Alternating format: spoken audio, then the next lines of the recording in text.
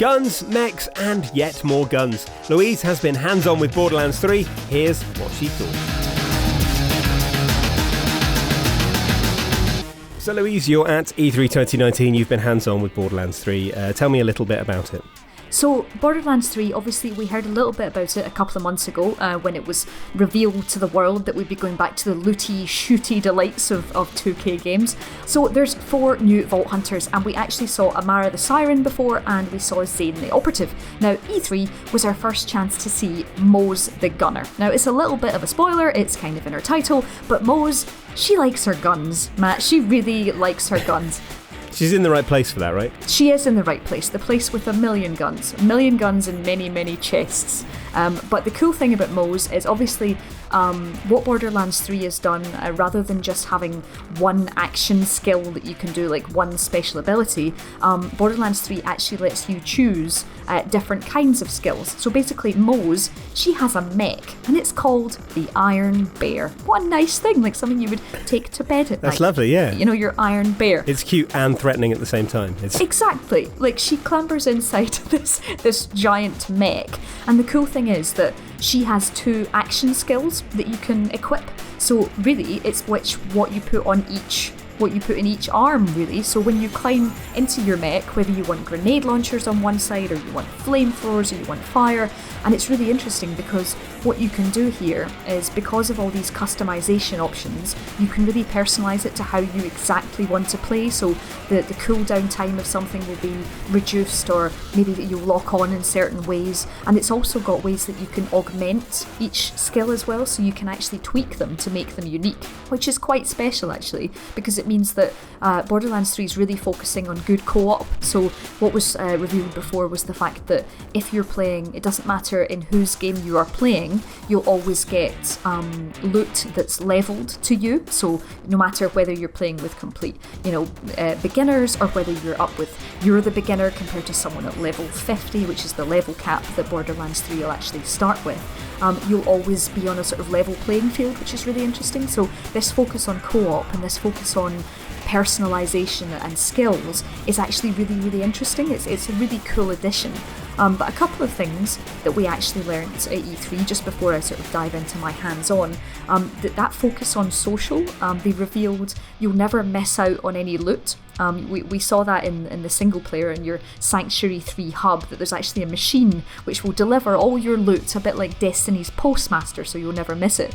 But what you can also do is you can actually send your friends guns, which is quite nice, Lovely. Have a present. Here, have that gun you missed. So it's quite cool. They're really focusing on sharing and selling things and stuff. And they also talked a little bit about customization. So obviously they want it to be ultimately personalised to you, so you can get your guns with all these skins. But what you can also do is there's these little trinkets and charms that you can get for your guns. So if you're, I don't know if you... Like phone charms? Exactly like phone charms. Like that thing that lasted about 6 months before people started putting those pop things on the back of their phones. Exactly that. Did you have a phone charm, Matt? It may amaze you to know that no, I did not have a phone charm. Okay, well, you can get charms for your guns, because everybody loves charms for guns, right? And again, before going into the sort of hands-on, we also saw, and it wasn't actually my hands-on with Moze was not on this planet, but we saw the planet of Eden 6. Now, Eden 6 is really, really different from Pandora. Pandora was, as a system, was quite brown, quite sandy, but Eden 6 is really swampy, it's really green, it's really lush, it's got all kinds of really interesting monsters. You've got these really teethy dinosaur-y looking ones, and it's actually just this really unique world that's so different from what Borderlands has been before, because as we know about Borderlands, this new hub, the Sanctuary 3, we don't talk about what happened to the second one apparently, it takes you out of the Pandora system and out into multiple different planets. So there's going to be a lot of focus on different kinds of levels, new places to explore, so that we're not just having the same brown experience. So this Eden 6 is a really, really cool place, but sadly I didn't get to play with Moze there, but they did reveal that. So in terms of actually playing the game and going hands-on, how did it feel? So I had so much fun with Borderlands 3. I mean,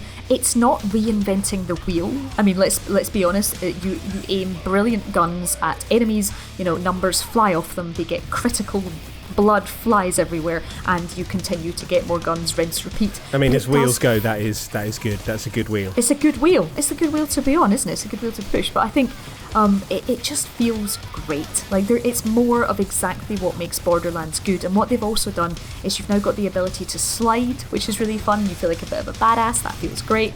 You can mantle as well. So in previous Borderlands, you couldn't climb on stuff, and now, in 2019 we're very used to climbing on things. We like climbing, we like getting to new areas, and it's just, especially with these new environments, I think it's really, there's multiple ways to explore and multiple places to go, and obviously endless amounts of chests. But I was happily climbing into the Iron Bear, which just feels like a strange thing to say, doesn't it?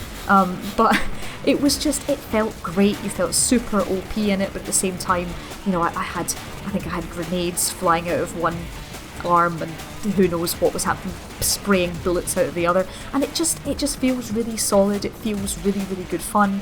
The level that I was going through, I met a boss that was hitting me with some kind of sound waves in some kind of massive epic dance floor. There was a boss, I think he was called Mouthpiece, that I was fighting against, and obviously it just felt good and chaotic and crunchy and everything that I actually wanted from Borderlands, really. It just felt, it was fun and solid, and I'm trying to think if there was one thing that stood out to me, but I think it was just the sort of push and the drive forward for more loot and for more guns. That thirst has never really gone away. That this game thrives on its weaponry, and it's so good at that. Whether you're up close and personal with a shotgun, nothing feels quite like shotguns in Borderlands. These are satisfying worlds, and we're only getting even more of them. And I think these new characters, the characters we saw before, there was all sorts of interesting powers, and you can do massive sort of Hulk smashes and stuff, and switching between these characters and exploring these new planets is such good fun. I had such a blast with it, literally an actual blast. I played for, I think it was about 15 minutes of Moze the Gunner time, and I'm well in. It really sounds like it. The final question, as ever, Louise, when is it out? We really do not have very long to wait at all. It's out on September 13th this year. So there you go. Let us know if you have any questions about Borderlands 3, and we'll try to answer them in the comments. And please subscribe to the channel for more features and analysis from the E3 show floor.